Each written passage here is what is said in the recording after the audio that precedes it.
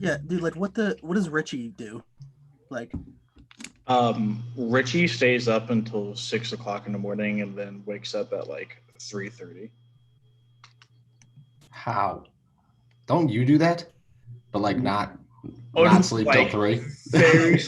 very sporadically. Like if I have to I don't know if you've noticed, but like some nights I'll just like power through like an entire night, just to get an article done, and Yep. then I'll just like crash the next morning. Yeah, I definitely noticed. Because you'll text me at like 5, and I'm like, okay, that's only 3. But sometimes you'll text me at like 8 a.m. And I'm like, dude, what are you doing, bro? Like, yeah, it was before 8 a.m. He texted me today. yeah, Said, "Good wow. morning, Good King." morning, King. I was like, it's not even 5 your time. Yeah. Well, I went to bed. I went to bed at 10 last night, but I woke up at 3:30 and I couldn't go back to sleep. I'm like, all right, well, I'm not gonna sit here with my fucking dick in my hand. Go play video games for a little bit, then, right? All right, we're good. Did you tweet the link up? Yeah. Cool. Send the addy. Wow. Okay, Richie's not doing our show tomorrow, so we're just gonna do 8 picks apiece for the 4 of us. Yeah, that's right. We are live.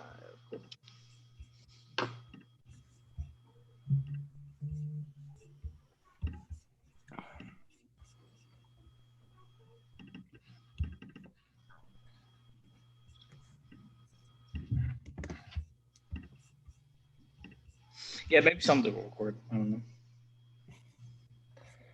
Yeah, whenever we hit that record button, we'll be we'll hit update here. If we really want to get revenue jumping, we should stream on RedTube, but not YouTube. I have a subscription, so I could get us some views. All right, 3, 2, and 1.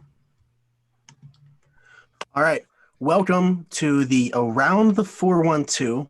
Well, 1/3 of us are here anyway. The regular show. Smitty here. I got Donnie with me again. Donnie's been on the show more than Herb or Tyler recently, and I'm so happy about this. Noah Strackbine. I'm so happy that that's how your last name is pronounced. I wanted to come in with like a corny joke, but I was advised against it. It's all right. So, I would have liked it. We'll blame Donnie for that one. We are here to do a Steelers draft prep show for you guys. But first of all, if you guys want to say where you can find your stuff, tell us what you do. Our listeners can go and check you out. So, yeah, you could find all of mine and Donnie's stuff at allsteelers.com or si.com/NFL/Steelers. Weekly articles, most up-to-date news. Don't want to brag, but the best content on the internet, probably. I like That's cool. I'll brag. Without a doubt, the best Steelers coverage out there. I mean, I really feel like there's no website that just covers everything from top to bottom like we do. Whether it be like day-to-day news, or just like editorials or anything like that. We're only growing. Added a couple really solid writers, got Around the 412 doing podcast now. Super solid graphics guy. Shout out to him wherever Noah found him. It's the Avengers, bro. So hop on the train if you can. Yeah, basically what Noah said. Find us at SI_Steelers on Twitter. Find us on Facebook, and yeah, go ahead and give us a shout. What'd you say about that podcast? The Around the 412 podcast. Yeah, I thought I heard something about them. but all right. So anyways, we just wanted to go over some general topics, what to expect on, well, I would say Thursday, but not Thursday. On Friday, starting in round 2. Well, I mean, there's always probably not. But...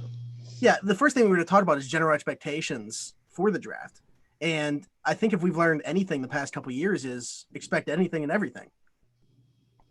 So it's funny because we were just talking about with Donnie, all the crap he's been getting for throwing Jalen Hurts' name out there at times during this process.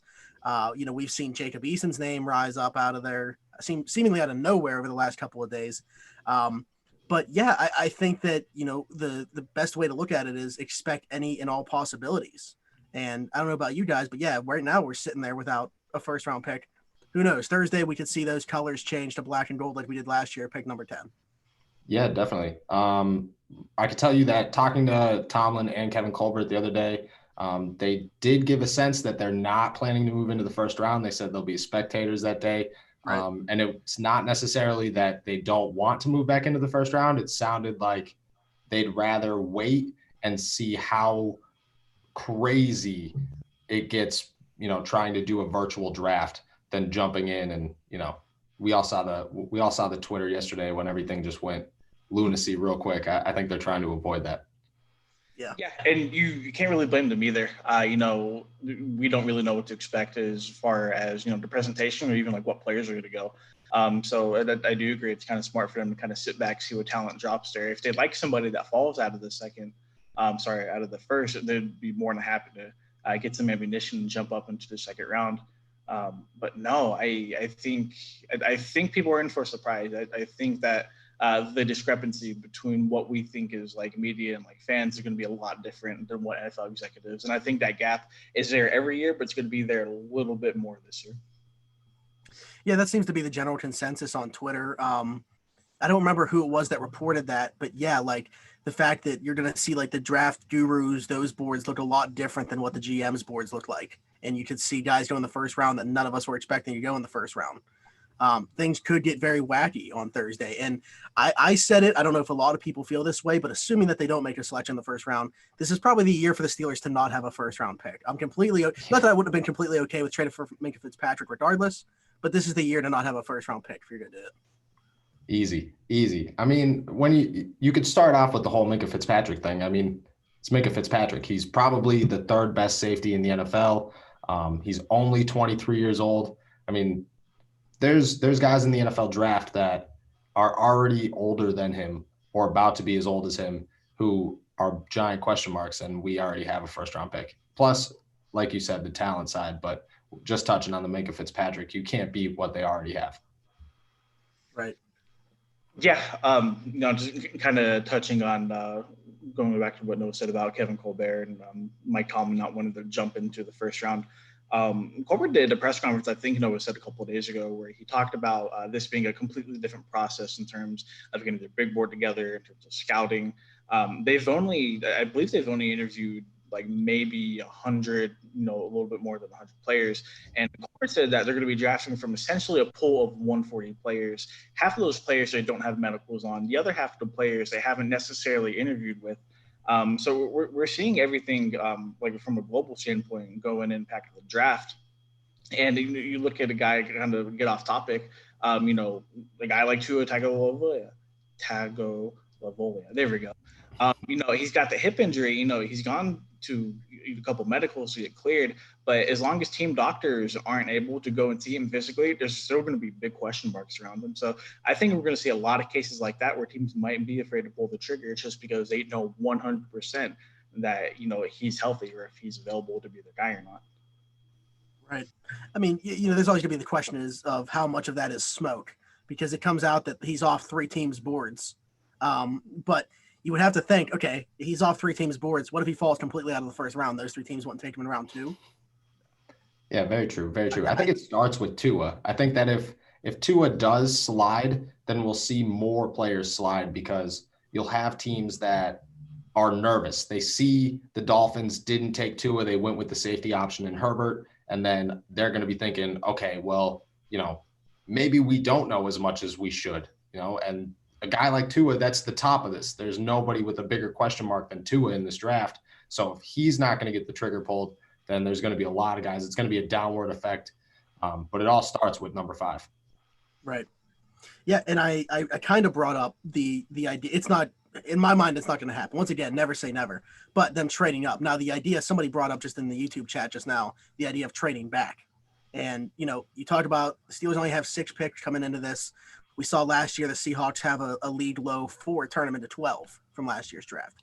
So, I mean, without a 5th round pick, it's very possible that they trade back and try to acquire more picks. I don't know if you're hearing anything about that or what your idea of that is. Donnie's actually been working on something like that. I mean, you have a better understanding than I do.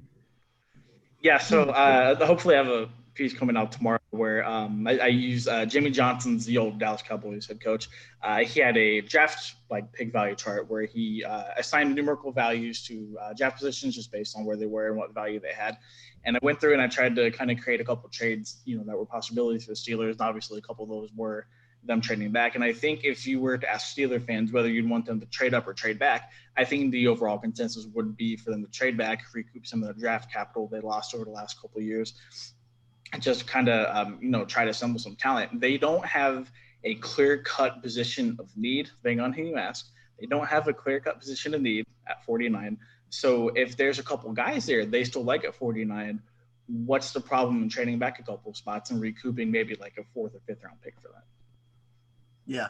I mean, I've personally been on board with that, assuming that like there isn't just one guy that's left on their board that they're absolutely in love with. I know in Donnie's scenario, if you have Neville Gallimore sitting there at 49, you got to jump on that. Well, You're running that. Well, I would say running that card up to the podium, but you're doing something with your computer there to make your pick. But I think that should be a possibility. I think that should be in the back of their mind, them trading back to get more picks. But also, just going along with what we've already been kind of touched on with how odd this process is. And I've mentioned that I think that you'll see very few undrafted free agents due to this. I think that's why the Steelers are signing so many guys from the XFL, because there's, so much already on them. They got to actually watch them playing games. And I just think there's going to be very few undrafted free agents signed. That's the way that they're kind of going about filling out the depth on their roster, the XFL guys. I think the Steelers should also be very comfortable with just having those 6 picks and making them. So yeah, definitely. The Steelers actually have I want to say the 4th or 5th most guys on their roster already. They have like 76 guys signed, which means that, yeah, like you said, essentially undrafted guys are not going to get as many contracts, but I think the XFL, I think Spring League has deteriorated that like either way, because the AAF kind of showed, okay, well, you could find practice squad talent through our guys. And then the XFL was like, well, we're just going to make that better. So you might as well sign these guys. They're young. A lot of them are 24, 25 years old. Nobody's signing a 30-year-old out of the XFL. They're signing young, undeveloped guys so they can add them to their roster immediately and just, have them play the role that they would play if they win as an undrafted free agent. But when it comes to the physicals, yeah, there's too many questions left on the table. I talked to David Moe out of Boise State, and he essentially said that if he's unable to get drafted, that, he's really banking off of a homemade pro day to land him a job in the NFL, and coaches don't want those at all because they can't verify anything. Right. Yeah. It's just, like I said, I mean, we can talk about it enough. We can't talk about it enough. It's a weird year. It's a weird process for all these guys. It's different for people covering it. I mean, as you guys could attest to from previous years, it's got to be a different feeling all around. I'm pretty sure this is a joke that we just got in the YouTube chat. So we said, how soon until Winston, Fournette, and OJ Howard are all Steelers? Bro, it's already been done in Madden as we speak, man. I'm telling you. I see that a certain Pittsburgh media member has moved off their Winston stance for now to recruit Fournette. Oh, to recruit Fournette. Oh, okay. Yeah. Now I know who you're talking about. I was a little confused there for a sec. Yeah, let's not talk about. Let's not acknowledge either of those as truth. Like, what I've talked about this literally every day for the last week. Leonard Fournette, yeah, great guy, value addition to any roster, but he's not better than 2018 James Conner, who the Steelers are banking on coming back. He's louder. He has a louder personality than James Conner, and AB ruined any player that will talk. AB has ruined in Pittsburgh for the next 10 years. They won't take any chances on a guy like that. And on top of it, why would you give up, say, a 5th round pick and a 7th round pick for Leonard Fournette and then have James Conner and then still try to draft a running back, because that's the goal, and now you have to pay more guys? Just Winston made more sense. Also, Fournette's making around $8 million a year. Why would you pay him $8 million on top of having Connor, selling Samuels, and then, like you said, go and try to draft another running back? It just doesn't make any sense at all. And then they'd all be free agents at the end of the year. You'd get them all for 1 year, hit or miss, and hope. Like, the hope is to win a Super Bowl this season, but it's not to just win a Super Bowl this season. Ben's here for at least 2 years. They're thinking long term. They're trying to build around this defense for the next 5 years, not let's get Leonard Fournette, pay him $8 million, and then send him on the market next year after he rushes for 700 yards, Right. Okay. Let's get off this topic, because, like I said, I'm pretty sure it was a joke anyway. But so the first thing of actual business that we got to get down to regarding the draft is pick 49. Now, assuming that they stay at pick 49. So the first thing that Donnie put in here was early round targets. Now, do you guys have, I mean, I feel like we've kind of already touched on this. Do you guys have a set in stone, like certain position that you would like to see them address immediately?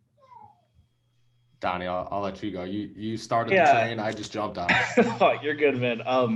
I think for me the draft is gonna kind of fall into, you know, whether a certain amount of dominoes fall through them or not. I think if Neville Gallimore was there at 49, there's a really strong chance he goes there. I think if Jalen Hurts is there at 49, there's maybe so. My man Noah had him going in the third round, which is still like another possibility.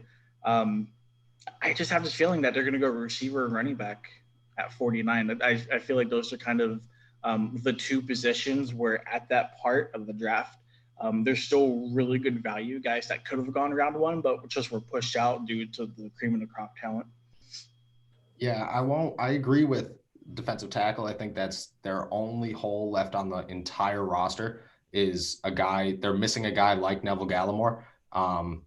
But also, I think that they're very high on a running back and so high that they don't necessarily want to miss out on the talent. So if a guy like Jonathan Taylor falls, who has had multiple FaceTime calls with Mike Tomlin and Kevin Colbert, there's no saying that they won't pull the trigger on him. The way it sounds is that they could draft the best available player, but I doubt that they're going to do something like draft a wide receiver in the second round when they don't have a position for him on the roster right now. Instead, you could find one in the fourth round and fill that need. But again, like we keep saying, it's the Pittsburgh Steelers, and we have no idea how this is going to go. Yeah, the only problem with going best player available is we don't know who that is until a couple picks before, and even then, that player could be taken. How would you guys feel about an edge rusher early? I've seen a couple mock drafts where people have put an edge in Pittsburgh kind of as like insurance as to Bud Dupree and TJ. And don't get me wrong, like the depth is definitely needed. I do think they draft that position at some point through the draft. I just don't see it round two. No, I don't either. I think that there's just no point. Like, you're going to draft a guy with your first pick to play 15 to 20 snaps a game. And the goal has already been reiterated that Bud Dupree is going to finish his career as a Steeler. And if they got rid of TJ Watt, there would be riots. So you're not going to draft, like, you're looking for an Anthony Chickillo, and you're going to find a Bud Dupree at 49. Yeah, I agree. I mean, Donnie, when we did the mock draft on here with Herb, he took an edge rusher at 49, Terrell Lewis from Alabama.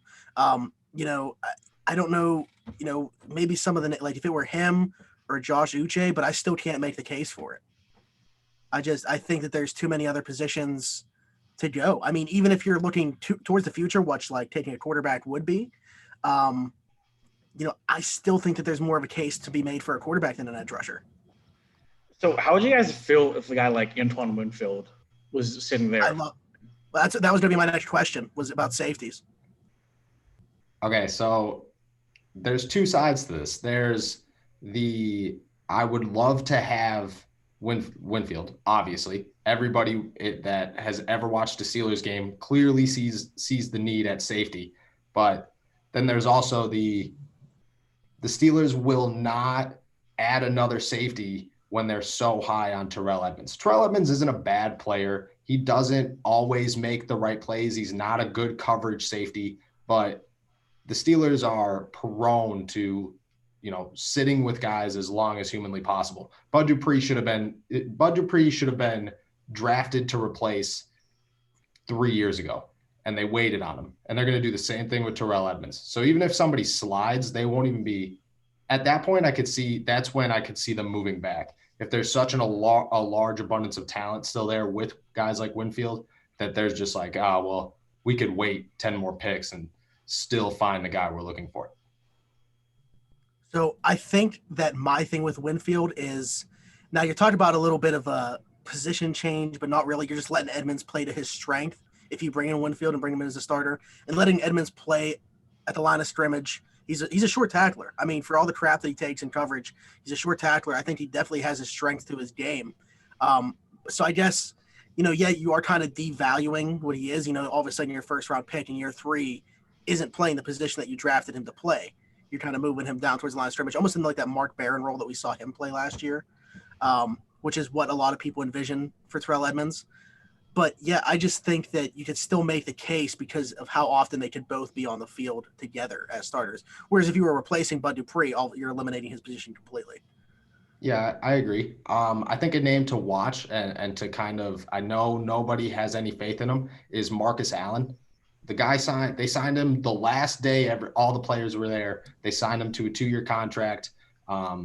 He made strides during the season. He wasn't somebody who was, he still lacks in play recognition, but he made strides throughout the year, like enough strides where they didn't need to go out and sign another safety at the end of the season, even though they were pushing for the playoffs and knew how important a guy like Cam Kelly was. So they have somewhat of a little faith in him. I think it could be enough to make the active roster, and in somebody's mind somewhere. I don't always trust somebody's mind somewhere, but in somebody's mind, he could be that coverage guy who comes in and then Terrell Edmunds plays somewhat of that role that you're talking about. Yeah, I feel like we haven't seen Marcus Allen have that opportunity, to sit there and get that really valuable in-game experience. A guy like Terrell Edmunds had, he's had from day one. So not to say he would do better than Edmunds, but I feel like we haven't given him his fair share. So who knows? Maybe 2020 is the year that he's the guy behind Fitzpatrick and Edmunds. And, the year 2020 is the year Marcus Allen goes off. Heard it here first. Heard it here first. Nobody'd even know. Donnie, I think he hasn't been given much of an opportunity because of the school he went to. Yeah, probably. Easy. If I had to guess, I would say that's exactly it, actually. Exactly it. All right. I don't want to put you guys on the spot, but best guess they stay at pick 49. Who's the pick? All right, Donnie, you're gonna go with the guy I know you're gonna go with, so I'll let you go first. I just feel like who you think, not who you want. Best, yeah. Like who they actually end up with. Yeah. I know I just did a mock draft where I put KJ Hamler in. I know that was supposed to be. Yeah, things can change every single day, though. I told Noah my mock changes daily, almost hourly. I think Taylor's off the board. Cam Akers. They really like Cam Akers. I don't think Cam Akers makes it to round 3. Wow, that one stunned me a little bit. I won't lie to you. Because they really like him, man. They love Cam Akers. That stuns me. I don't think that he lasts till round 3, till 102. But I think that they wait and that they miss that opportunity. We won't. Okay, so Neville Gallimore is the guy that makes too much sense, but I'm not necessarily sold that he's going to be there. Jonathan Taylor's another guy. Clyde Edwards-Helaire is another guy. To be totally honest, I wouldn't be surprised if it was Cam Akers, but I don't think that Jonathan Taylor is going to be gone. I think that DeAndre Swift's going to fall, J.K. Dobbins is going to fall, and then they're going to – if we watch the Steelers move up, it will be to move up to draft Jonathan Taylor. Yep. That would be my call. So if we're sitting there at 49, I still think he falls, and I would say Jonathan Taylor just fits what the Steelers want to a T. Like to an absolute T. Yeah. Jonathan Taylor was my pick in our mock draft. It hasn't changed since. So that was, what I think is going to happen, not necessarily what I want. I've kind of already said my piece on him, but to reiterate, I'm not necessarily worried about him right now. I think he's going to come in and be a very productive player right now. And we know the shelf life with running backs. I'm just worried about the tread that's left on the tires already having so many college touches. And I don't think that I wasn't able to get that point across for whatever reason to people. They were saying he hasn't taken a snap yet in the NFL. How could he not have that much tread left on his tires? I'm like, what does it matter? He had 1,000 touches in college. Look at every running back that's come out of Wisconsin. Melvin Gordon's the only one to make it. Year after year after year, they have guys that are breaking breaking college football records every time. Like every time there's a Wisconsin running back, 4 years later, you're like, yo, remember this guy? How he just ran for 4,200 yards in 3 years? And then they get to the NFL and they just drop off because they ran the ball 9,000 times. You're spot on. It's he hasn't touched the ball in the NFL yet, and that's exactly why there's concern. Because once he touches the ball in the NFL, those hits become a lot harder. That shelf life becomes a lot shorter. He's already walking in there damaged goods, unfortunately. Yeah, I feel like from the moment he's drafted, he's already not getting a second contract. Yeah, that's exactly it. Like is he worth the second contract? I mean, by that time, you could somewhat imagine that the dude's already rushed for 8-9 years of experience 3-4 years into the NFL. Like, do you take a chance and sign him to mega money because he's a running back? You're not going to give him $5-6 million a year. At that point, it'll be $10-11 million easy. So I agree. I think Le'Veon ended up saving the Steelers a lot of money in the long run because the Steelers really wanted to throw money Lev's way. And granted, Lev is a bit different than the guys like Jonathan Taylor and Melvin Gordon. But the kind of touch on Noah's point, I mean, Melvin Gordon came out. Yeah, he didn't have the tread that Jonathan Taylor did, but still had a lot of wear and tear on him. Homie just tried to hold out for a new contract. Now he looks like Bozo the Clown. The deal he wanted, they gave that money to Austin Eckler, who had a lot less touches on him. But to kind of bring it all together, I think the Steelers learned from giving Le'Veon Bell 415 touches in 1 year. They saw how he can deteriorate. They saw how any running back can deteriorate. They know the short shelf life. I think any running back that comes in, not to say they won't be the bell cow, but I definitely do think they drafted Benny Snell for a reason. I don't think they want that crazy workload on any of the running backs going forward. And I don't want to put a running back by committee label on it because I do think they do go running back really. But I just don't see any Steelers running back getting a plethora of carries like Le'Veon did. There's an Athletic article out there by Mark Caboli who he broke down James Conner's entire career, and you see that at 260, 275 carries, it's just it's such a significant drop off in production. He gets hurt after those carries. His average per rush is below 3. It just becomes terrible. And I think they know that. Like you said, Le'Veon Bell touching the ball 400 times didn't work in their favor either way. For one, he got hurt every year. Every year at the end of the year, Le'Veon Bell got hurt. And two, he had all that experience, and then he said he tried to use that to level a bigger contract, and they didn't want that either. So I think one thing I could say is if they do draft a running back, especially a guy like Jonathan Taylor, I think that it actually helps James Conner's chances of getting another contract. I think Jalen Samuels is on the fence, but I think James Conner could be a guy where you could sign him to a small deal after this if he stays healthy and work him with a guy like Jonathan Taylor and Benny Snell in that running back by not committee, but committee moving forward.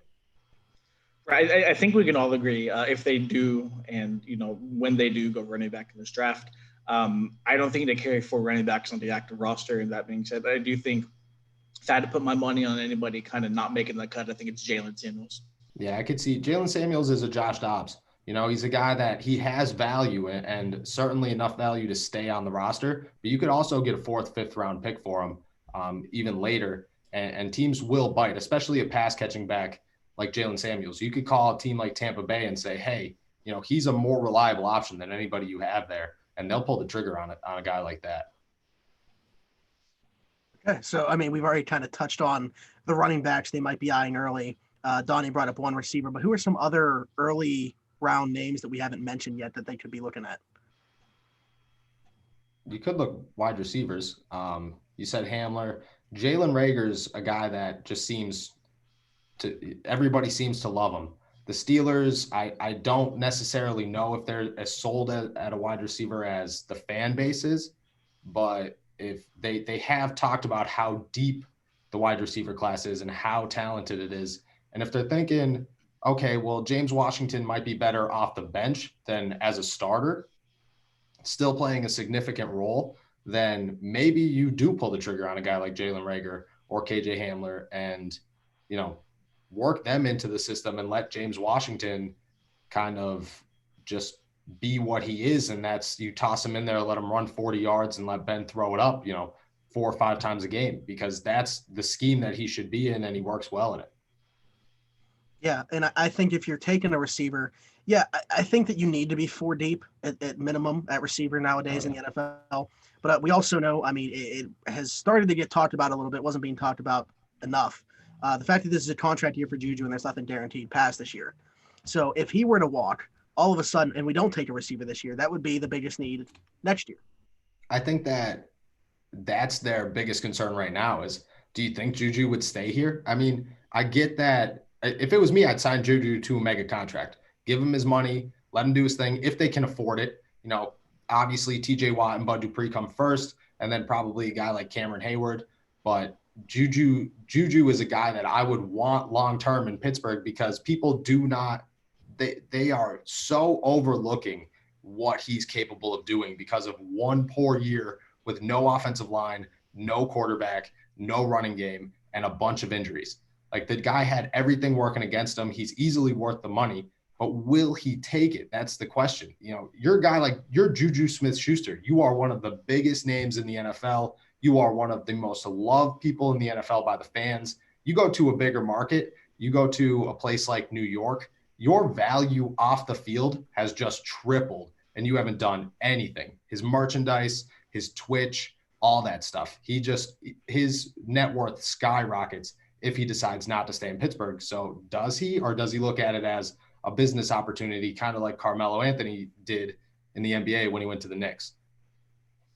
Yeah. I think you touched on everything perfectly. Kind of back to Smitty's point, I feel like they would rather be prepared for a situation like that rather than to have, not to say like Deontay Johnson can't be number 1 or like James Washington can't be like solid number 2. But this team historically drafts the receiver position extremely well. I think they don't have a problem taking a receiver anywhere in the draft, whether we just, the 2nd, 3rd, 4th, or 5th round. I think what it comes down to is who they have their sights on paying. Noah brought up that, TJ Watt and Bud Dupree are going to need paychecks. Probably Cameron Hayward. Let's talk about Minkah Fitzpatrick, whether it's this year or next year. He's probably going to want a new deal. Let's talk about Mike Hilton. Mike Hilton can't be an RFA next year. He's going to want some more money. Granted, I think they would be a little bit more hesitant to pay a guy like Hilton in that scenario. But still, Noah touched on it earlier as well. They're looking to build this team around the defense. Guys on that defense are going to need to be paid within the next couple of years. And from like a physiological standpoint, I think you would rather take care of the defense and then just draft young offensive weapons in order to kind of have that set in place for a post-Ben Roethlisberger era, as opposed to try to keep a couple guys just to make the fan base happy, and then, just have your, defense take loss after loss. I mean, I think people are really underestimating the loss of Javon Hargrave this year if they don't draft Neville Gallimore at 49. I agree. I also, one thing that you did say is they're not going to please the fan base. You could never, like, any opinion that you get that doesn't come directly from Mike Tomlin or Kevin Colbert himself is really null and void. That's how you should look at everything. You don't force Hines Ward and Troy Polamalu to retire within the same year and say, we're doing this for the fans.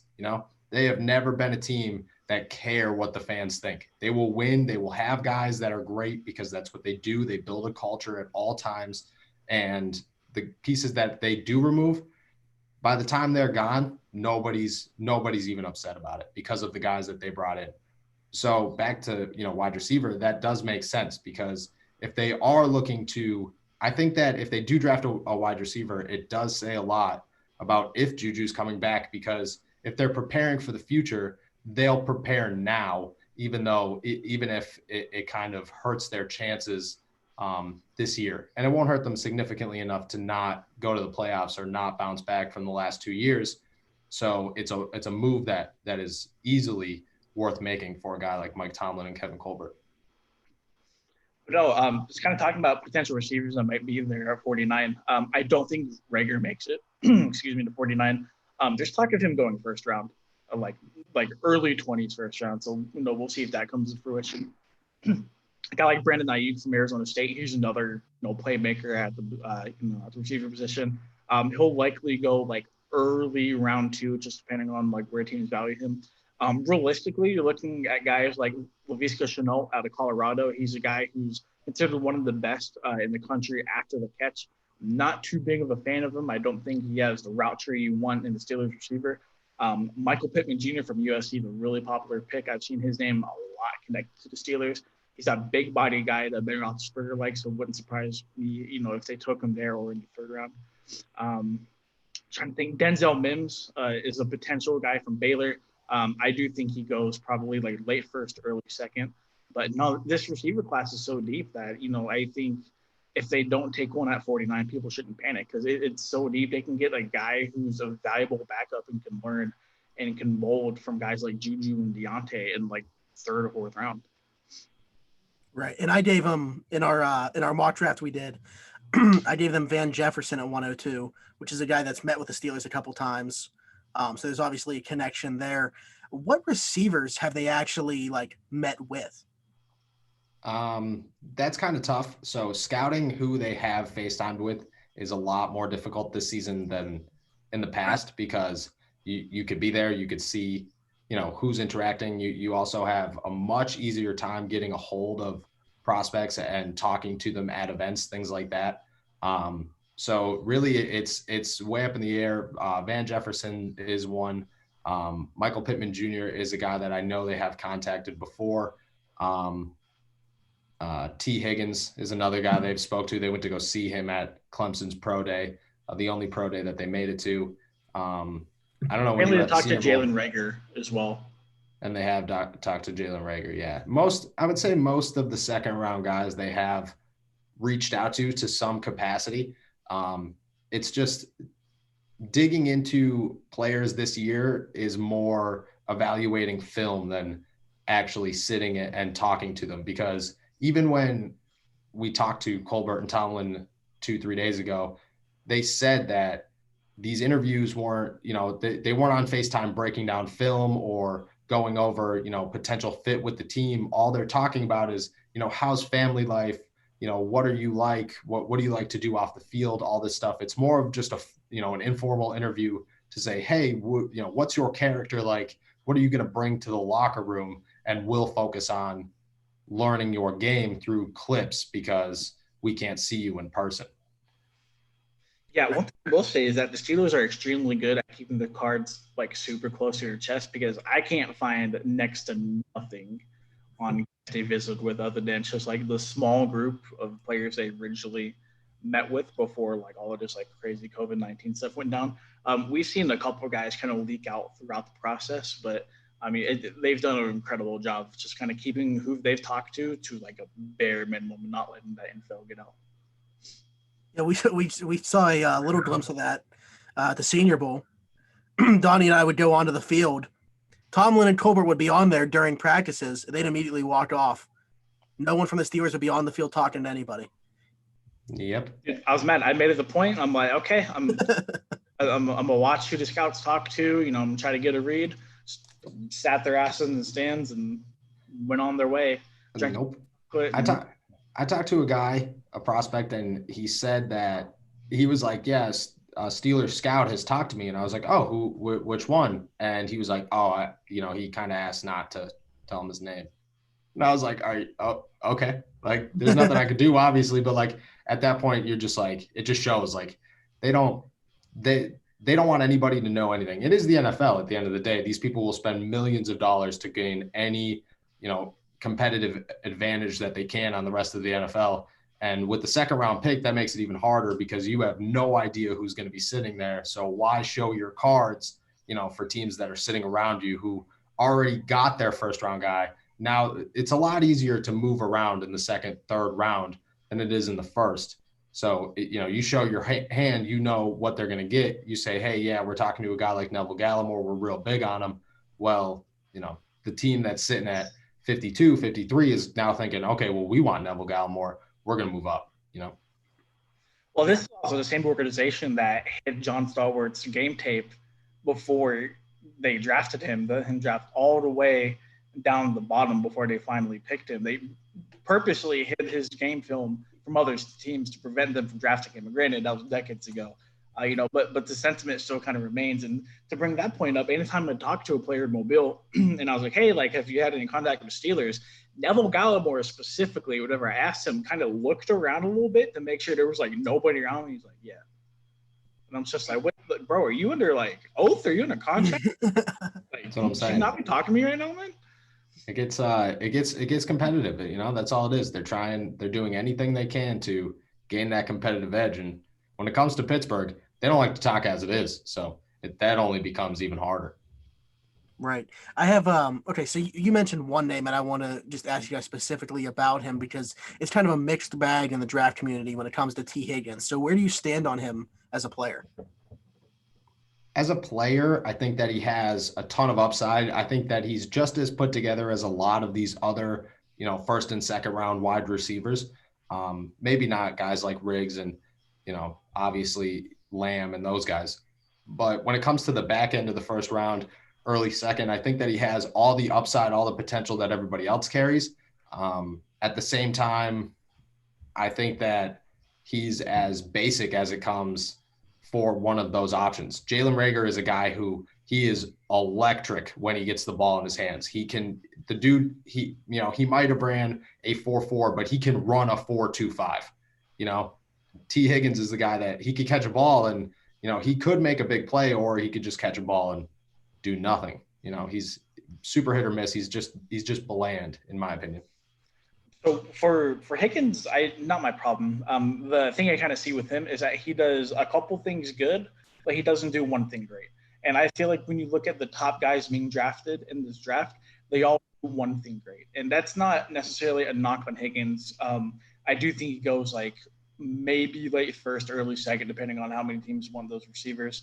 But yeah, he just, I don't know what it is with him. I don't know why his draft stock isn't up higher. It might be due to a crazy top heavy class. He might be a first round pick last year. It's just, it all depends on the other guys he's with. But I mean, to that point, you can make an argument that, well, if it's him relying on whether or not there's other guys that are going to be there, that's pushing his draft stock down. What's really the problem with him? So I'll admit I haven't watched a whole lot of T. Higgins tape. I've watched some of it. He's a good receiver. Don't get me wrong. He's a good receiver. He made a lot of plays at Clemson. But for me, he doesn't necessarily bring that one great quality that you need to add to an NFL roster. Yeah, I think that's that's essentially what I have on him is that he's very vanilla. I think he's a basic receiver. I think that, as you mentioned, he has a skill set where he does a good bit of things at a decent level, but he doesn't have any of those at a top tier level. And I think that's the thing about him, but is that bad of a thing to be a safe option? Whereas you already mentioned how you're not that big of a fan of Laviska Shenault, where like the ceiling could be super high, but this guy could bust out too. Where with T. Higgins, I think, he's going to be a solid receiver. It's just, is he going to reach to that first round, second round potential? I think that's the biggest issue is when you're especially with your first pick with a team like the Steelers, when you're drafting in the first and second round, like you want a guy who has more than potential to be a first or second rounder. You want a guy who has potential to be a Pro Bowler, an all pro with those picks, not a guy that might be pretty good for his class, and somebody will pull the trigger on him, but his skill set is so good that he should be one of the first or second wide receivers off the board. And because he's so vanilla, like you said, like his upside is right there where it should be. It doesn't exceed it. And because of that, why would you want to take a risk on him? Right. Okay. So I think we've covered enough names there. So, I mean, we talked about running backs. We talked about receivers. Other than Neville Gallimore, is there a defensive tackle worth talking about? I mean, if they wanted to trade back and take a guy like Justin Madubuike out of Texas A&M, that might be a possibility. But, I mean, we're talking about them trading back probably 10 spots to go grab him while recouping some draft capital. I think Madubuike is basically the only name. There was one more guy. Ross Blacklock? Blacklock's another name. Yeah. That's another one. He'll be right around the area. Jordan Elliott out of Missouri. Oh. The guy. He's a riser kind of late in the process. Yeah, he's been linked to the Steelers a lot the last couple of days. I just think as long as you can, if you do have your eye set on the defensive tackle there, and Gallimore is gone. I just feel you got to trade back and take one of those guys, whether it's, Blacklock or Elliott or, Matabuke or anybody like that. I kind of see, I have a name in the middle, more in the middle of the draft that I see has a lot of upside, but, would probably play a filler role right now. And that's Leki Fotu out of Utah. Dude's a big guy. He's just a true-blooded nose tackle, stuffs the run, creates havoc in the middle, but isn't going to, create a bunch of spark. He's nowhere near as athletic as a guy like Neville Gallimore or Javon Hargrave, but he does fill that role. And I think Isaiah Buggs is going to see more playing time this year. And I think he's that athletic guy. So if, they want to wait on a guy on a defensive tackle till the middle, I could see him as late as the end of the 4th round. If he really slides, and there's a strong chance that defensive tackles slide in this draft, then you could even wait as late as the 6th or maybe move into the 5th and get him. But I think he has a lot of upside. I think the only reason he's that far down the draft board is because there are so many defensive tackles and they're all kind of lumped there as that. There's the really good ones, the ones with a ton of potential, and then there's the middle of the pack guys, and they essentially reach right to the end of the draft. Yeah, I picked him in the 4th round in pretty much every mock that I've done. So yeah, he's got a big upside. His stats. What I like about a guy like Leki Fotu is his stats are so just boring. Like he had like 80 career tackles, like 17 career tackles for loss, something like that, and just like a sack or two, like nothing crazy. But when he's on the field, you can't run the ball. You can't do it. So he's not going to get a bunch of hype, but he does carry all the skill sets that you want for a position that they have essentially labeled as the least important position on the football field right now, and that's defensive tackle. Yeah, I think we'll be able to tell a lot of what they think about Isaiah Buggs depending on what they do in the early rounds of the draft. Gallimore at 33 to Indianapolis is kind of like a staple for a lot of people. They really think that's kind of like the puzzle piece fit. If he doesn't go there, the Steelers don't take a defensive tackle in the 2nd or 3rd round, or let's say maybe one of the 2 4th-round picks they have. I think that reflects the confidence they may have in Isaiah Buggs kind of filling that role. I know I've talked to both of you about this numerous times. Chris Wormley isn't filling that role. Tyson Alualu did a fine job for Stephon Tuitt stepping in for him last year, not cut to play that nose tackle role. So I think the most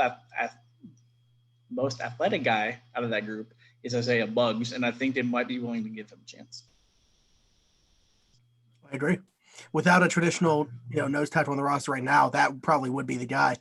I don't know if they're putting it in his ear this offseason to add 15 or so pounds, but we'll see. Switching sides there, going to the offensive line, something that we really haven't touched on yet. Where does that rank for you guys amongst the priorities? I think they draft it. I don't see it as a high priority like other Steelers writers do in the community. I understand why they would draft a offensive lineman early. I think they're content with their offseason and how that panned out despite losing BJ Finney and Ramon Foster. I think they're perfectly fine with the current line they have right now, at least starting wise. I think that people forget about Derwin Gray. I think that a lot of people just overlook Chuck Rockford and Derwin Gray and just chalk them up as guys who will never play in the NFL. But both of them are mid-round picks, like somewhat early mid-round picks. They have a bunch of development behind them. Zach Banner is a guy Zach Banner would start on at least half of the teams in the NFL, in my opinion. I think he's worth starting, but he's in Pittsburgh and they already have 2 starting tackles. And because of that, when you sign Steven Wisniewski, there's no point. Do I think they draft a lineman? Yeah, I do. But I don't think it's going to be till late. And I don't think that he even plays a role in 2020. I think Derwin Gray is a name that might, you might see in the active roster a couple of times throughout the year. And then next year or 2 years from now is a guy who's always on the active roster. And then I think Chucks is a guy that is going to play a huge role this season, especially if they choose to adjust the line, move Filer to guard, and have Banner start at tackle. Yeah, That was going to be my next question is, what do you guys prefer as far as an optional on the offensive line? Moving Filer to guard and having Banner or Okorafor at right tackle, or Filer at tackle and, say, Wisniewski at that guard position? So I'm a big fan of Filer at right tackle. I think you go in and you give Wisniewski the chance. Go ahead and see what he can do. I will like to point out that he did only start basically the postseason run that Kansas City had, and that is a little bit concerning just in terms of him being able to win a starting job. I don't think his starting job in Pittsburgh should be guaranteed. I think he should, rightfully have to come in and earn it. But I think best case scenario, you start with Wisniewski at guard opposite the Castro, have Filer at right tackle, and worst comes to worst, slide Filer in, and then have Zach Banner. I agree. I think that he's the guy that, you took the Chiefs to the Super Bowl. Patrick Mahomes didn't have any pressure throughout the entire playoffs. Like, that's a guy that's worth at least a shot. I also think that they really liked Zach Banner at that, eligible receiver, extra tackle role. And at least for right now, there's no point in moving him. But when it comes to, Wisniewski proving himself, Matt Filer came in here as a guy who shouldn't even have been on a team. He was a free agent who was not worth anything, turned out to be one of the best starting right tackles in the NFL. So I'm not necessarily giving up on, the possibility that this offensive line found their filler piece in free agency, but I do have hope that they found somebody worth at least putting into that position right now, especially with young guys around him. And by around him, I mean below him. I think the earliest you see a offensive lineman go to the Steelers is round 4 with one of those 2 fourth-round picks. Yeah, definitely. But I also think that a lot of guys drop. I think Ben Bettison out of Michigan is not going to go in the 3rd round. I don't think it's going to happen.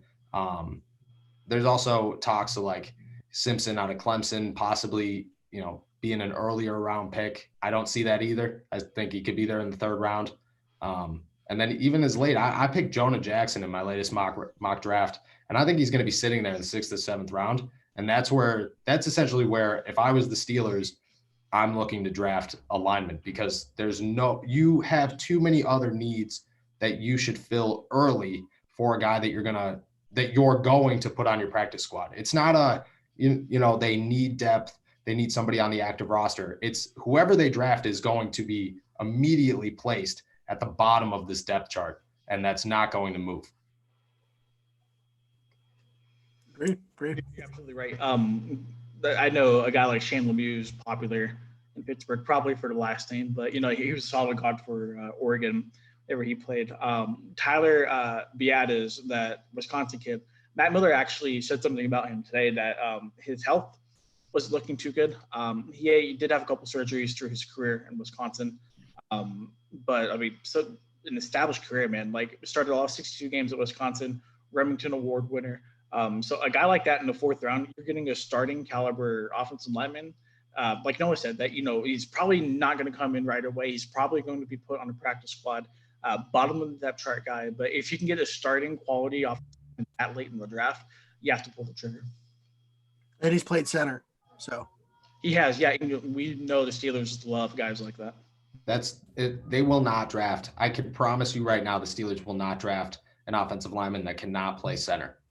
I just know it. They're not looking to replace Foster. They're looking to replace BJ Finney.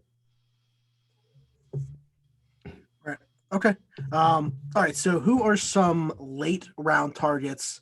Really, any position for you guys?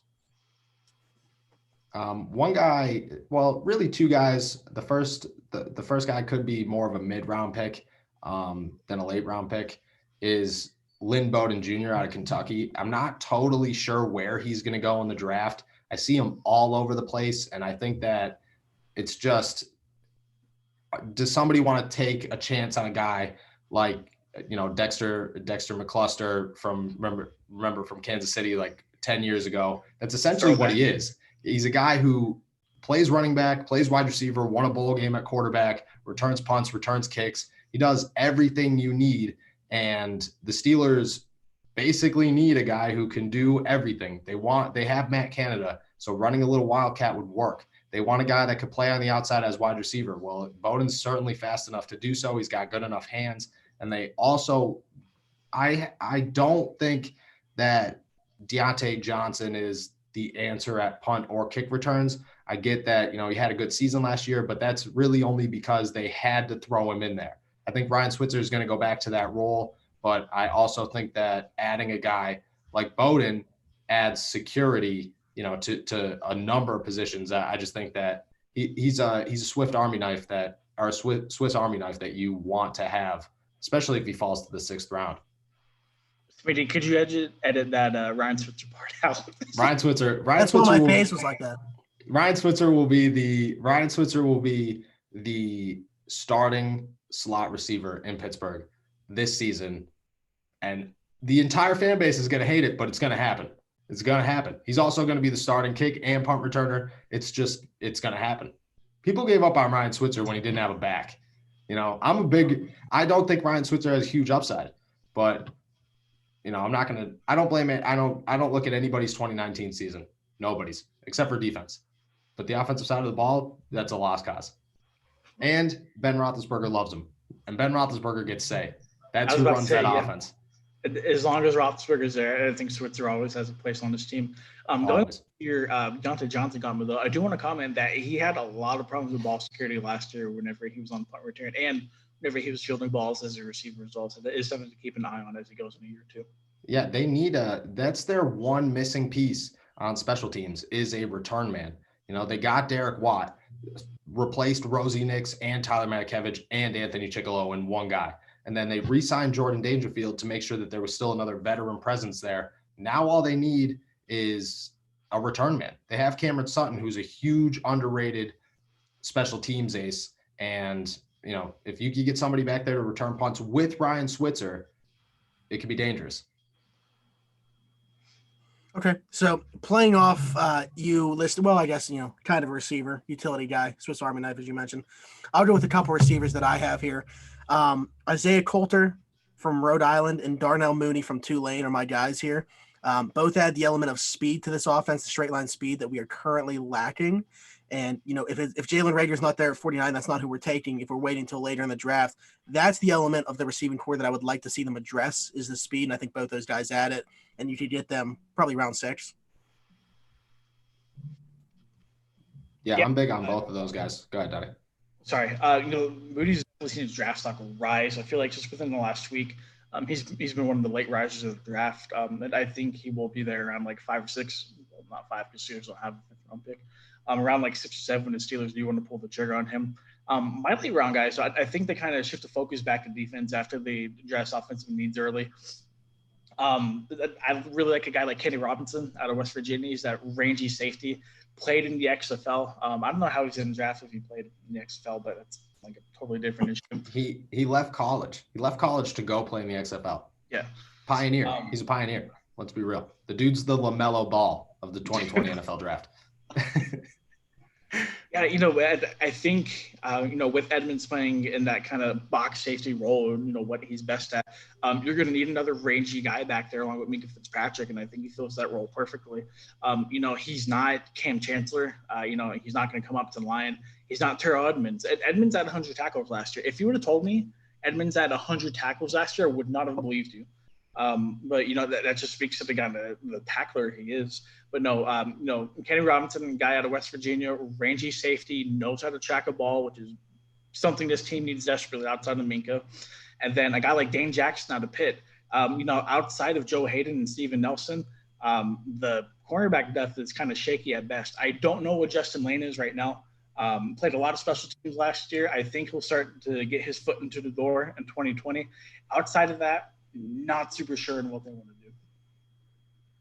Just to address the cornerback issues, I think Dane Jackson's a big late round pickup for the Steelers. Home guy, when you come from Pitt, you already have an advantage to end up with the Steelers. And if he falls to an undrafted free agent, which I don't think he's going to, but I guarantee that he's one of the first guys they sign to bring in. I don't think Justin Lane's a guy you give up on yet. I think Artie Burns was in his way because for some reason nobody wanted to give up on Artie Burns when his time was clearly past, And shout out to Artie Burns. I hope he does well in Chicago. I think he needs a new home. But Justin Lane just was that guy that they didn't want to put in there. But Justin Lane, I can tell you this, and watching practice every day, nobody got teammates excited like Justin Lane when he made a play, when he made an interception in practice, or when he batted the ball away. The entire team, I'm talking both sides, just went nuts. Like they would be shouting and cheering him on. And I think that he has a ton of potential. I think that he was very nervous coming into the NFL. It took a little bit to adjust to life and the game speed and everything. But I think that when it comes to depth at cornerback, he's still their first option before they bring anybody else in. That said, a guy like Dane Jackson, a guy like Lamar Jackson can definitely be there, both worth taking 6th, 7th round.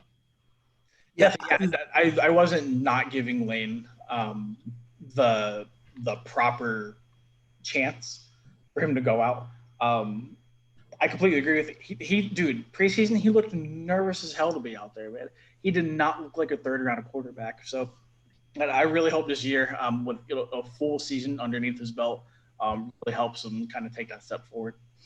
Yeah, we mentioned, when we did that first-round mock draft the other day with some of our friends, when, Tyler took Trayvon Diggs and Nate took Noah Igbahogany. These are guys that are new to the cornerback position. Justin Lane was a receiver that switched to cornerback. Yep. I mean, he's still relatively new to the position. So, yeah, I mean, I think the Steelers obviously see something in him. He got his foot in the door playing special teams. Not necessarily he's going to play in the slot, but they do have guys in Mike Hilton and Cam Sutton who are free agents leaving. So, there is going to be a need at cornerback with Justin Lane on the roster. But, yeah, definitely – a late round guy like a Dane Jackson or Lamar Jackson, the cornerback, being added to the roster at some point. One more thing on cornerback is just judging through the history of the Steelers, what they've done in the past is they will wait. They are not a team to build depth, especially in the secondary.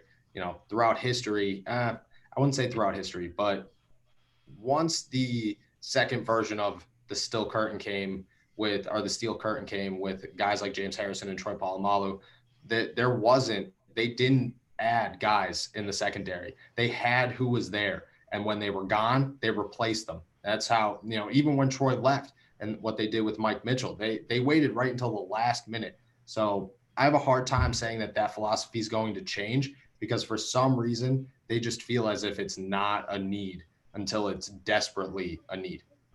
That's very true. They've also functioned off of the belief that if you take care of the front seven and you're able to stop the run and get pressure on the quarterback, that helps the defensive backfield immensely. And I think that's totally true. And it definitely helps when you have guys like Joe Hayden and Steven Nelson on both sides of the football field to kind of take care of business. Yeah, that front seven is it's the front seven has proven worthy, or that philosophy with the front seven has proven worthy when they've made the postseason with guys like Will Allen and Ross Cockrell, working the secondary. And that's what I was going to say, 15, 16. Oh, man. The worst secondary in possibly postseason history, playoff history. And they were there and they were competitive. Like the Steelers that season had just as much of a chance to win every game in that playoff as anybody else. And 5 years later, unless you watched that and looked back, you wouldn't be able to name one guy in that secondary. I mean, look at where they were against Denver. Yeah, exactly. Like without Antonio Brown and without Bell or D'Angelo. Still competitive. Competitive to the point where they would have won if another guy that nobody can name didn't fumble the football. I can name him. He still hasn't let me follow him on Twitter. I'm still waiting for that the day after that. That's a good one. At least you could say that. Like, Fitzgerald Toussaint doesn't let me follow him on Twitter. That's a big one. Hope he's doing okay. I hope he's doing okay too. Okay, so another late round guy I have, although he started to climb the board. So, I mean, you could say this guy's a mid-round guy now, is Darrington Evans, the running back. If they don't go running back with one of the first two picks, he's probably going to be there at 124, maybe 135, but he'll go probably in that range, that 4th round. Don't know how you guys feel about him, but as I said, he started to climb the board as of the last month or so. Very good guy. Yeah, he's starting to grow on me like A.J. Dillon and Anthony McFarland. By the way, I would love Anthony McFarland guys on the Steelers, man. All three of those guys are hell of running backs that you can get really good value. But no, Darrington Evans, I think the Steelers have met with him actually. Yeah, they have. Yeah, they have. Yeah, he fits the mold, just like you said. AJ Dillon was the guy that I was going to compare him to. I just think that he fits the Steelers mold so perfectly. He's just an all-around running back that isn't afraid to take a hit and isn't afraid to make a play. And when he does make a play, they're usually big. They're big enough that, like you said, no pro day, like nothing to move yourself up the draft board, and he's doing it. That's how you know what the upside of a player is right now. If you're moving upwards with no ability to move upwards whatsoever, you clearly were overlooked at the beginning of this draft process. And Evans is a guy that he is a prime example for something like that. Big fan. You guys have any more guys on your boards as late round targets, or? Edge rusher Derek Tuska out of North Dakota State. I just saw. I don't know if you guys have seen him play, but dude is an animal. Yeah. Dude flies to the quarterback and like pins him to the ground. I've never seen anything like it. Dude flies. Granted, he did play in the FCS, so level of competition is still kind of a downgrade from guys who have faced SEC offensive linemen, every single week. I haven't seen him drop back into coverage a whole lot, but just purely from a standpoint of rushing the passer, if you can develop a guy like him, I mean, he's what Sutton Smith should have been. Yeah, I agree. I mean, Sutton Smith is let's not throw Sutton Smith around there like he's not 5'7", 185 pounds. I'll tell you guys a little story real quick. The first time he came into the locker room, I walked right past him. And I was looking for him. I was looking to interview Sutton Smith. The first time he returned to Pittsburgh, I should say. And I went up to somebody and was like, "Yo, you see Sutton Smith anywhere?" And they're like, "Oh yeah, he's over there." And he was turned around. And I'm telling you, this guy was 3 inches shorter than me, and I'm 5'8" on a good day. Like this guy. And when he played defensive line in practice, you looked at him and you were like, the dude is gonna die. Like he is not built to be out here with these grown men, playing a football game. It's just, and don't get me wrong, he's bounced around the NFL in his rookie year. He's not a bad option, for a team who needs a practice squad guy.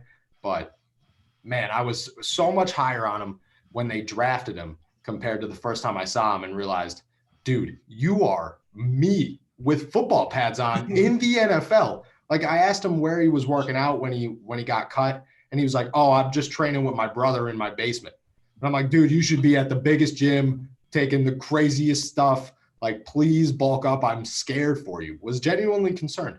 So let's not toss Sutton Smith around there like, anybody's trying to become Sutton Smith. Yeah. His production was crazy in college, though. Crazy. Oh, yeah. Crazy. Nuts. Dude should have been a monster. His biggest – the worst thing he did for himself was stay as an outside linebacker. The first thing he should have did was say, I will play fullback in the NFL and be a special teams guy, because that's as far as his career would ever take him. He's not like an Elvis Dumervil where you're small and you can overcome things. He is a water boy who is trying to make it at outside linebacker, and he would make it as a fullback because he carries everything. He made plays. He has speed. He has blocking ability. He has the ability to tackle. The dude was a monster in college. And he should have been more, but he's not built for the NFL. When it comes to your North Dakota State guy, who I'm not even going to try to pronounce his last name, I do agree, and I've had him on my board as well, that he's a guy that reminds me a lot of Ola.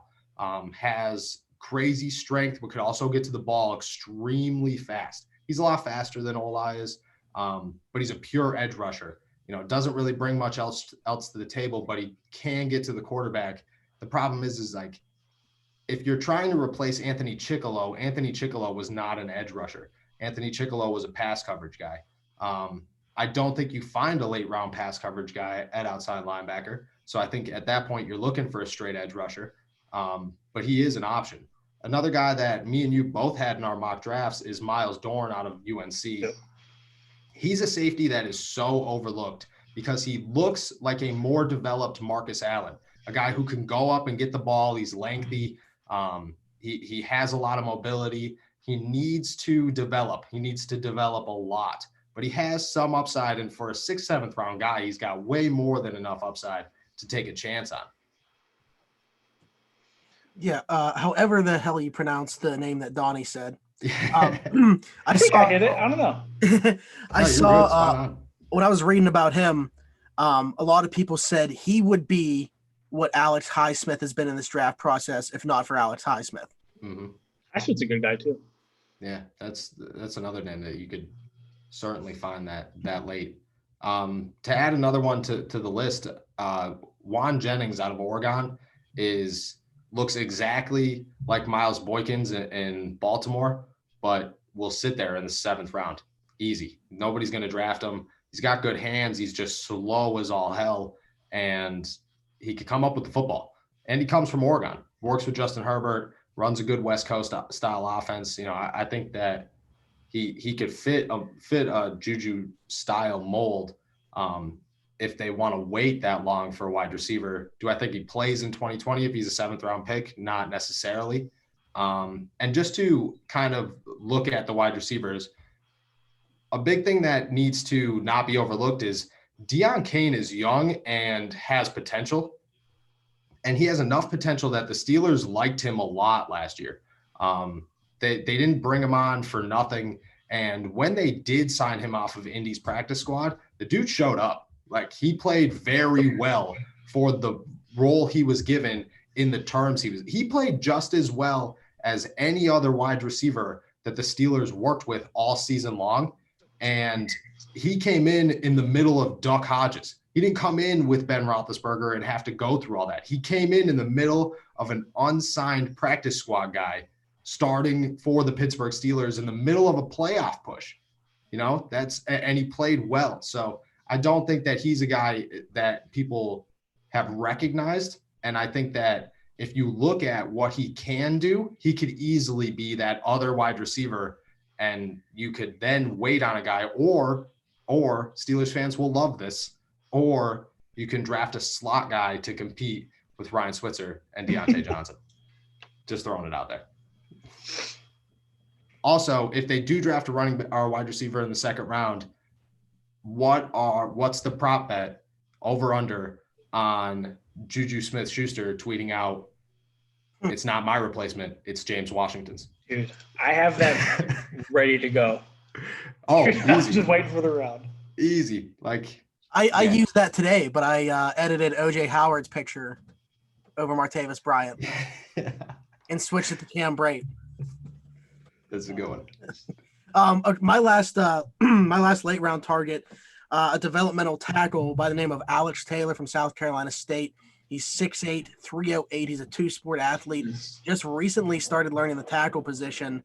If you look at the way that they kind of brought Al Villanueva along, a bigger guy that didn't play the tackle position, developed and became a pretty decent starter in the NFL. And, this is a developmental guy, obviously not just step in and play right away, but you keep on the practice squad, coach him up. Obviously it's a different, line coach than we had before. I'm not so sure that, and there's a lot of questions about that. Maybe that's a better question to ask you. Maybe I should ask you that. It's not related to the draft, but do you get the sense there's a lot of overreaction with the offensive line coaching change from last year? Oh gosh. Yeah. I do think that they saw what happened, the worth of Mike Munchak. There's no denying he's the best offensive line coach in the NFL. He might be the best offensive line coach of all time. Really might be. But when you have veteran guys like that, is it the loss of a coach, or is it the fact that one guy was on the verge of retirement, another guy is about to be on the verge of retirement? You have the oldest offensive line in football, and you didn't have, and you lost your coach. You're working with 2 backup quarterbacks, no running back. There's a lot of other factors to turn into that before you just say, "Oh, Mike Munchak left, and that's the problem. Now we're never going to be good again." Yeah. No, I 100% agree. And even the guys came out and said, "Listen, half of us worked with Sean Sarrett every day anyway. Munchak takes half the guys. Sean Sarrett takes half the guys." Yeah, easy. Foster, I talked to Foster about it during the season, and when the heat was really getting on, I think it was right after Mason Rudolph got hurt in Baltimore. And he said to me straight up, like, dude, there's nothing that changed. Like, we love Mike, and Mike was incredible, and he had nothing but high praise to say about him. But he said, like, nothing's changed. Like, we still work the same way. We learn the same things. It's essentially the same program that we had with Munchak, just with a different coach. Right. I think you nailed it on the head. I think everybody knew whenever Munchak left that it was going to be a little bit of a dip, because obviously having that coaching prowess definitely helps. But like you said, these are veteran guys. What if that play that we saw last year is purely from Munchak not being there, there's bigger issues. Yeah, if that's the issue, if the coaching is the issue, Fichtner needs to go. Because if Fichtner could not control that good of an offensive line, then it starts there. It doesn't start with Sweezum. It starts with him. I see your face. I know that you're already going to talk about him. So I think if they can make a clean sweep and everybody would be happy. Defensive coordinator, offensive coordinator, special teams. I think if they can make a clean sweep, nobody would say anything. Fan base, yes. Definitely. Yeah. I think that there is just there's no love. But to his defense, last year, if anything, if anything, last year proved that Butler is not going anywhere, and maybe we overreacted. I get it. It's Tomlin. It's a lot of Tomlin. It's a lot of the players on him and the development. But, he stuck true with a lot of guys that a lot of people gave up on, and they turned into monsters. I mean, Butler's the reason Vince Williams is still here. Butler's the reason Bud Dupree's still here. Those are guys that a lot of people gave up on, and now they're here. Now they're basically Pro Bowlers, or should be Pro Bowlers, and you have to somewhat credit Butler for that. On the other side of the ball, yeah, we saw last season that when Ben Roethlisberger goes down and he no longer has control of this offense, it is a train wreck beyond train wrecks. But so if we're going to address either of them, it's easily Randy Fichtner. I'll say Fichtner, tremendous guy, super nice guy. Took time out of his day to talk to me in the stands whenever I went up and introduced myself. Super nice guy. Not a great offensive coordinator. No, I agree. Great quarterback coach. Was a great quarterback coach. It'll be fine. Matt Canada will slide in that position. Everybody will be happy. It'll be rainbows and butterflies. Yeah. I think that Fichtner's timeline is somewhat around the same as Ben Roethlisberger's, but I think that he's going to retire. I don't think he's going to get fired. Okay. All right. So last couple things, kind of the inverse of each other. Who is the guy? And I want to hear Donnie's answer on this, that you'll pound the table for the Steelers to draft. Dude, it switched so much. I mean, December, you asked me these questions, Jalen Hurts. A couple weeks ago, you asked me the questions, KJ Hamler. But I think if he's there and you want your team to be as well-rounded as possible, it's going to be Neville Gallimore.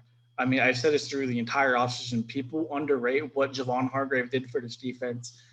Very sad to see him go. I feel like he's one of the most underrated players in the league. Hargrave did a lot. Jay Wobble did a lot for the Steelers defense on and off the stat sheet. If you can get a guy like Neville Gallimore, I don't think he's able to come in from day one and replicate what Hargrave did, just because that's a really tall task to ask for anybody. But that small little dip the Steelers defense is going to take next year becomes that much smaller with a guy like Gallimore. I was hoping you stayed with Jalen Hurts. I don't know if I was dying over here when you said Jalen Hurts, because that was December Donnie. He was just quarterback, man. We need screw Mason Rudolph. He's done. Trash. Jalen Hurts. Dude, you got to forgive me, man. I was watching Duck Hodges at that time. I'm like, dude, this isn't good. We got to get somebody, man. Got to get anybody. And I don't disagree. I am a guy that, and you experienced this all last season, Donnie, is I am somebody who from day one was like, get Mason Rudolph out of there. Get Mason Rudolph out of there. He's not worth it. He's not as good as people are talking about. Now that a whole year has gone by and I've had time to really reflect on it, look back at it, I think that Mason Rudolph might still not be the guy. But, and do I want Mason Rudolph to succeed Ben Roethlisberger? Absolutely, positively not. If he is the successor plan, get me out of Pittsburgh. And by me, I mean every single person on that offense gone. But when you look back, I'm putting 90% of the blame on Randy Fichtner and an absolutely timid offense with a quarterback who did not have a timid play style. Should he have been throwing the football 40 yards down the field? Absolutely not. He's got no deep ball accuracy. But should he have been throwing the ball 4 yards every play to Juju Smith-Schuster? I watched a game against the Cincinnati Bengals last year where Juju Smith-Schuster ran the same exact route the entire drive. Yep. The entire drive. Like, that's not Mason Rudolph's fault. I could have stopped that play because I knew exactly what was going to happen. So I'm not totally ready to give up on Mason Rudolph yet. I still want somebody there instead of Hodges, obviously. And I don't want it to be Paxton Lynch, but you know, I'm going to defend Mason Rudolph for the time being. I also just want to bring up the fact that he also, up until this very season, has not had a quarterback's coach. Very true. Very true. They were running an offense built for Ben Roethlisberger, and they were expecting Ben Roethlisberger to teach Mason Rudolph. When Ben Roethlisberger wasn't there anymore, Mason Rudolph got thrown in there with no mentor and was like, "Go ahead, boy. Go take us to the playoffs." You know? Yeah, let's run the Wildcat on first and second down. And on third down. Yep. We're also going to take away your starting wide receiver and your starting running back. We're going to suspend your center for 2 games. And on top of that, you're going to work with Randy Fichtner. Like, no, the man had everything going. You're getting knocked out, smashed over your head with a helmet. Yeah. And then in your last, to top it all off, to end the season, you're going to break your collarbone. Yep. That's it. And try to lie about it, but that's a whole other, that's a whole other story right there. But yeah, you can't just look at Mason Rudolph and say, "Oh, we're done. He was trash." Like, no, Mason Rudolph puts in the rest of the category of an offense that was it didn't have a chance from the start, you know? To be honest, pound the table guy. I almost forgot what the question was. I went on such a Mason Rudolph rant. My pound the table guy, and you kind of have to look at the situation, is Cam Akers. I would love the Steelers to get Cam Akers. I don't want them to get Cam Akers at 49. I think that's a reach. I think that there will be better options available. So if the Steelers were going to move up or down at any point, I would pound the table to make it Cam Akers in the middle of the 3rd round. Move up from 102, move back from 49, get Cam Akers, and he's easily the same value as guys like Jonathan Taylor, Clyde Edwards-Helaire, all those guys. I think he's just as talented, but he comes from possibly the worst offense in the ACC. Yeah, like he comes from Florida State. What are you going to do? Like, you're working with the Steelers offense. That video that Trevor Sikkema put up about Cam, it was like that dude. Yeah, that dude was doing all the foot drills that said Cam Akers fighting for 2 yards. Yeah, that's what it is. Like, it's just that he had just as bad of an offense as the Steelers had in 2019 his entire career at Florida State.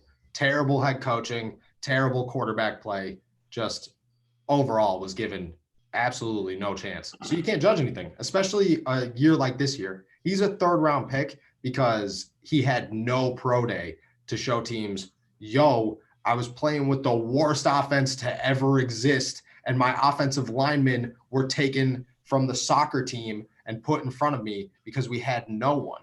You know, they're just he's sitting where he is, and I think whoever gets Cam Akers has a shot to find a guy like Dalvin Cook. I think that's who he resembles a lot. Hard-nosed dude who could run a 4.3 and totally blow past you at any time. Dalvin's a Florida State guy as well. So yeah, better offensive line, fortunately enough. Yeah. Okay, so my guy, I mean, we've gone back and forth about the receivers needing to find or not, but my dude from this class is Michael Pittman Jr. As you mentioned, big body, NFL bloodlines. runs in the family. USC, already have the USC connection with Juju Smith-Schuster. Michael Pittman's been my guy for a while, a guy that I was the most excited to see at the Senior Bowl. That really hasn't changed. If he's there at 49, I'm going to be heartbroken if they don't pick him, but I wouldn't be surprised if they didn't. I also don't see that great of a chance that he gets to 49. I think he might go, somewhere between 5 to 7 picks before it. But yeah, Michael Pittman would be my guy from this draft class. I was big on Terry McLaurin last year. I'm kind of that same way with Michael Pittman Jr. this year. Yeah, he's a big body dude. He looks exactly like Juju, to be honest. Like, plays that can play in the middle or on the outside. He is a perfect fit, especially if you're one of the skeptics that are concerned Ben Roethlisberger isn't going to be able to throw the ball 60, 70 yards this season. Yeah. I mean, immediately, like you talked about, is there a role right now for a fourth receiver? I think you get down to that red zone and immediately Michael Pittman Jr. has a huge impact on this offense.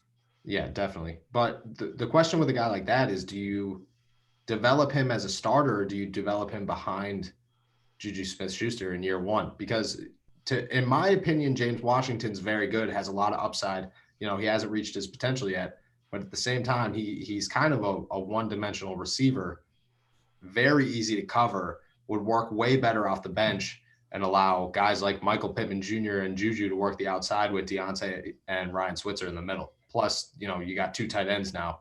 So a lot of options. Well, one of the tight ends is always going to be hurt. We're never going to actually see them. That's what you got Zach Gentry for. To not give up on my boy Zach. I think Noah hit it on the head. For the time being, James Washington is essentially kind of a one-dimensional receiver, and that's him flying down the field and hoping to make a big play down the field. And is he good at that? Yeah, he's extremely good at that. Until he dives. Other than that, he doesn't bring a whole lot in terms of route running, in terms of blocking, just in terms of what the Steelers are going to ask out of their receivers. So that's a really good point. Would you bring a guy in to develop as a starter? Or would you bring him in to develop underneath the guy like Juju? So. Okay.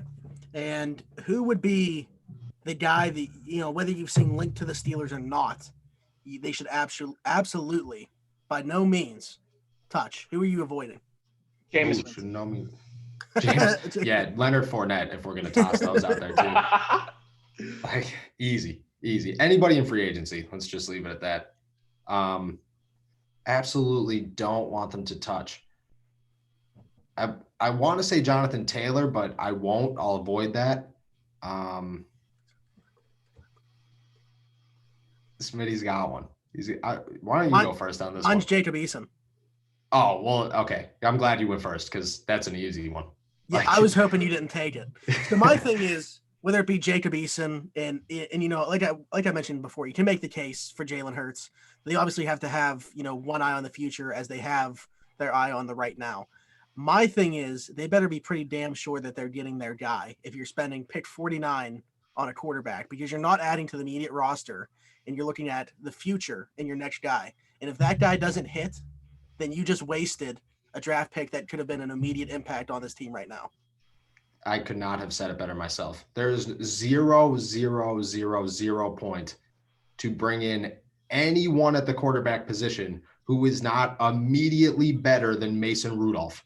He can't be better than Mason Rudolph in 3 years. Nobody cares about 3 years. If he does not fill the role of, if Ben Roethlisberger goes down, we need somebody better than Mason, then why are you drafting a quarterback? There's just no point. And Jacob Eason, couldn't agree more. Jacob Eason is a mid-round guy who snuck his way into the second, possibly third round, because there's just 900 there's like 7-8 quarterbacks in this draft, and everybody believes that they'll all be Pro Bowlers one day, or at least have the potential to be.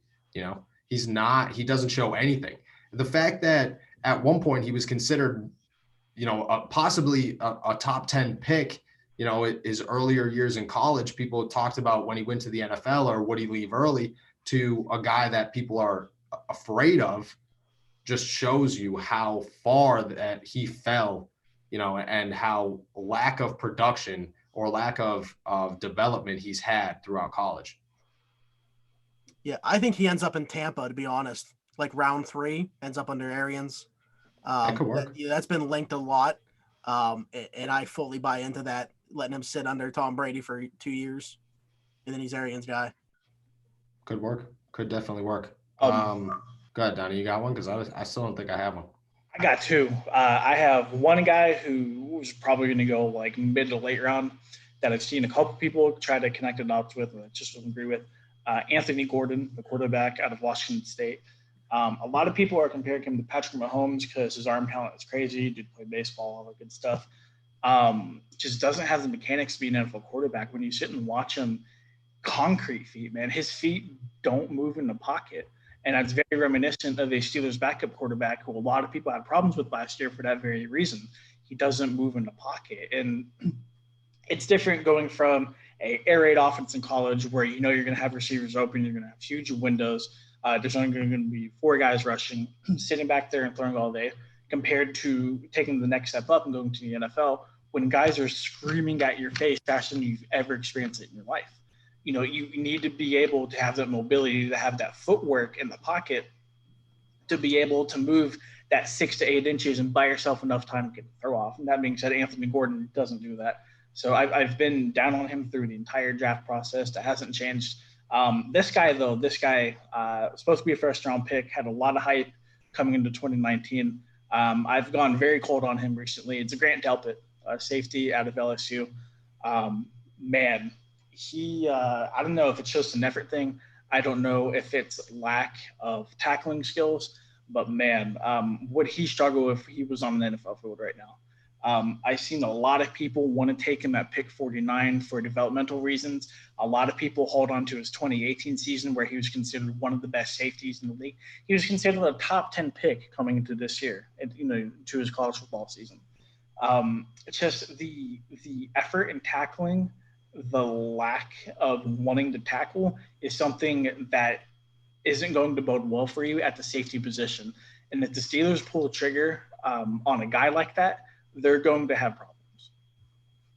Who coaches the LSU defensive backs? Because we were talking like about the same thing with Greedy Williams last year. No interest in tackling. He's a cornerback instead of a safety. But well, see, I heard that he dropped after the first round, and then I watched him play, and he liked to tackle. So I have no idea where that came from. Just to make sure I didn't repeat that same mistake this year, I went and I watched Grant Delpit. Yeah. And, dude, no effort at all. None. All right. I think I'm ready. So I'm going to go 2 as well. One of them – okay, so here's – I'll explain as I go. But the first one is Devon Hamilton out of Ohio State. Defensive tackle, has plenty of potential and is a good 3rd-round pick. My problem, and this is why I would want the Steelers to avoid him. In my latest mock draft, I have them taking Jalen Hurts in the 3rd because I think he falls to the 3rd. I also could see, like I said before, them moving up to get a guy like Cam Akers, which would be way more worth it than drafting a 3rd-round defensive tackle. But 20 minutes ago, we talked about all the defensive line depth in this draft that's going to fall. So in my opinion, when it comes to a defensive tackle, you have one of 2 options. You can draft one at 49 and get a guy like Neville Gallimore who can immediately start, or you wait as long as possible before all the okay options are off the board. Because if you take one in the 3rd round, what are you getting? What are you getting with a guy like Devon Hamilton? You're not getting a starter. You're not getting someone that's going to outperform Isaiah Buggs, even though Isaiah Buggs is a late-round pick. I get that. But he doesn't fill a need. If anything, he puts the pressure to start on the coaches and on the fan base and everybody else. But at the same time, doesn't carry the talent to start year 1 in the NFL. And that's where they need it. They have guys who can develop at that position. I am a firm believer that Isaiah Buggs in 2 years can be a dominant defensive lineman, especially working with his old coach from Alabama. I think that's a mix. It's perfect.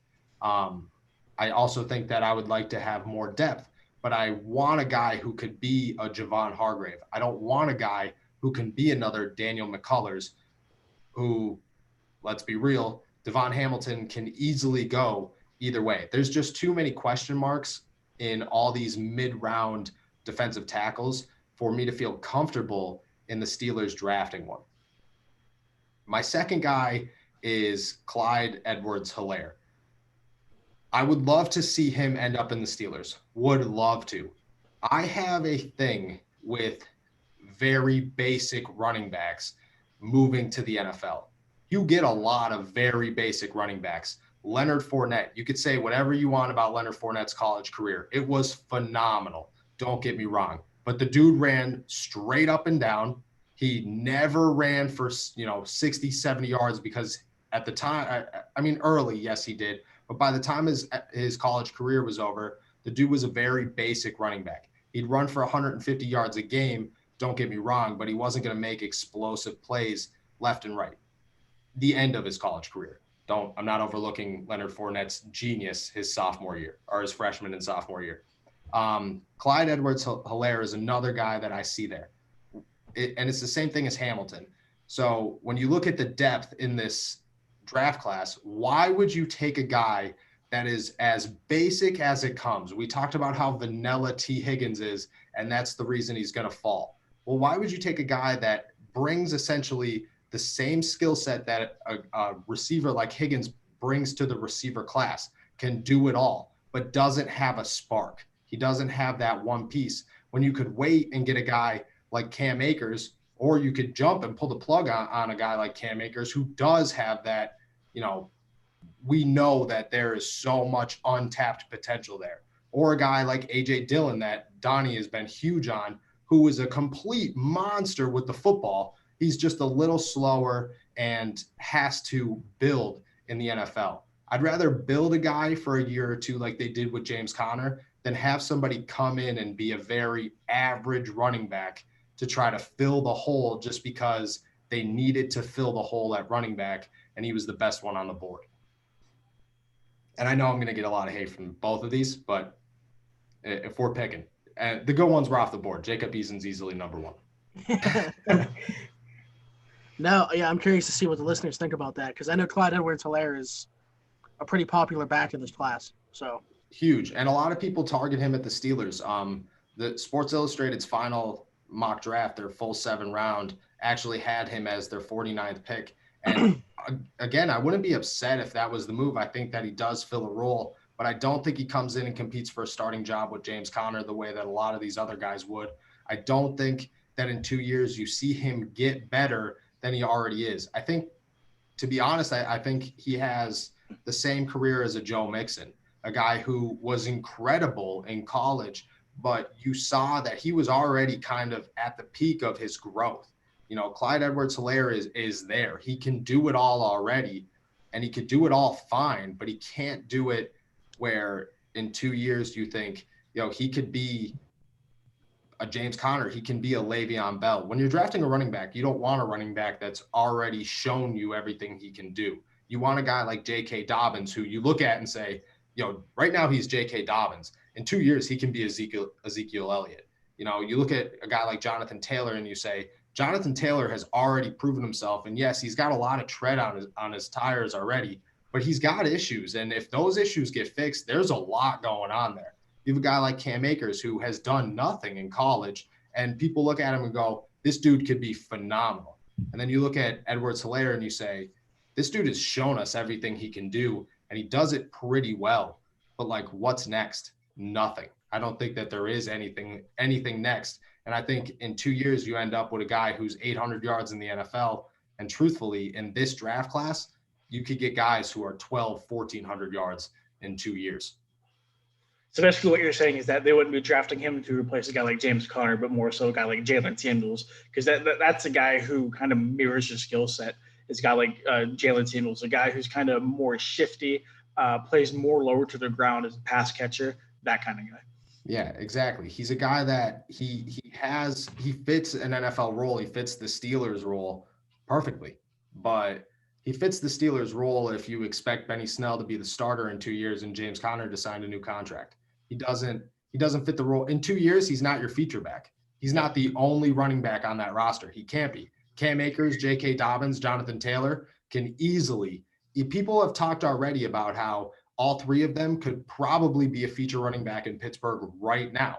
When it comes to Hilaire Edwards, they're not. Nobody talks about how he would be the only running back in Pittsburgh. They would need somebody else there with him. Okay. All right. Well, do you guys have anything else? No, not a whole lot. Whatever we were talking about mid-round guys, I forgot to mention Anthony Jennings out of Alabama. If the team's looking for a guy who can drop into pass coverage and rush to passer, a guy who's moved around a lot at Alabama, that kind of makes up for his lack of production. His injuries are kind of having him slide to probably like a late third, early fourth round is where I'm seeing him go a lot.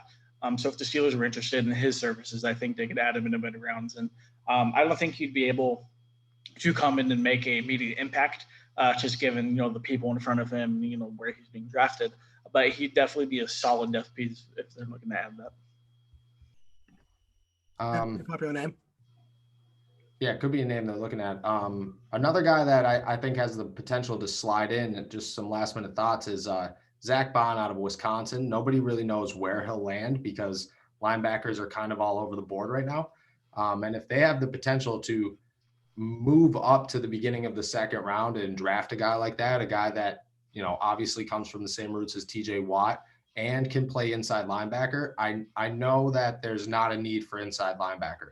I know that the backup inside linebacker job is essentially useless. But with Vince Williams already above the age of 30, if you bring in a guy like Bond, and this is just looking at the Steelers making impulse defensive decisions like they do all the time, if he's on the board and they think, yeah, maybe we could, move up, because they'll be making calls and things like that. He could be a name that I have pointed out. I've thought about a lot that if he's there and he's eligible, the Steelers might make a move for him. Yeah, I mean that's a guy that I've seen anywhere from like mid first to, like you said, could be there 49. So yeah, easy. No, nobody has any idea. And the fact that he could play both outside and inside, there's value there for right now and in 2 years. Right. Okay. Well, to kind of wrap things up, I think the general thought is expect the unexpected when draft 2020 rolls around and the Steelers are picking there. Probably not day one, but hey, who knows? We'll see. So one last time, if you guys want to say where everybody can find your stuff. Yeah, you guys could check me and Donnie out at allsteelers.com. We're on the 412 podcast also. They've joined on with us. And then on Twitter at Noah Strack and at Donnie Drew. Cool. All right, guys. Thanks for listening in. Thanks for coming on, guys. We'll have to get you guys back on, maybe get some thoughts after the draft and see if anything from our conversation today came to fruition. But anyways, thanks for being on. Thanks for listening, and we'll talk to you guys soon. Bye-bye.